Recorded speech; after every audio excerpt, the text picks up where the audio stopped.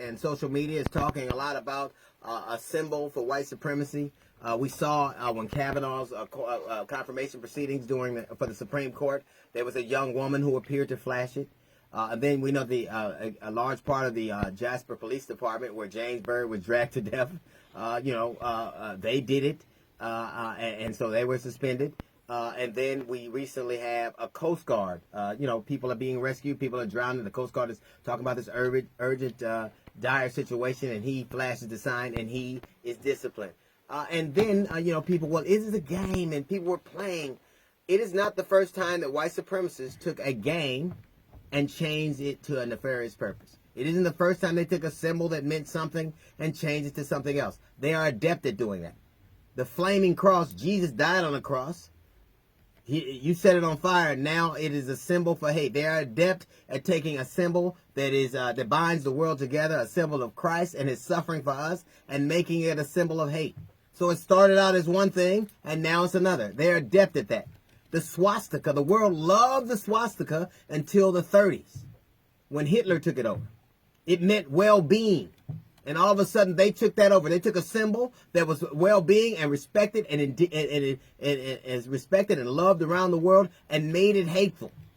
It was specifically wishing someone's well-being. The cross is specifically a symbol of Christ's suffering for us. So if you can take a cross and a swastika and make the world hate it, and make and purport it to represent a horrible, hateful thing, you could take the OK sign and do it.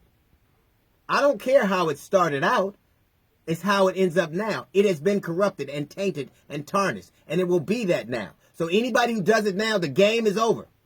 It's not the first time you have co-opted something, particularly white supremacists, and took it from good to evil in one fell swoop.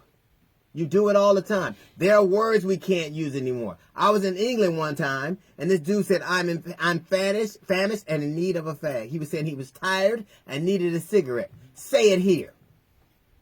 He said, I was arguing with this guy on the internet. He goes, well, what about the Black Power fist? That could be I could make that a horrible symbol.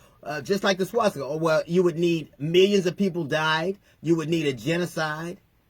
You need a couple other things before. If you wore a swastika, people would think you're a racist. If I raised my fist like that, they would think I hit a 12-foot putt. That's the difference.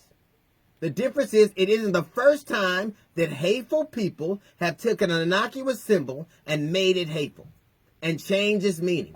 It's not the first time they've done it. They did it with the cross. They've done it with the swastika. And they did it with NFL players kneeling. They took something that was well-intended and made it something else. Evil is as evil does. It's not how you started out, it's how you finish. That's a little note from the GED section. We got the Jazz Report coming up in 15 minutes. It's the D.L. Hughley Show.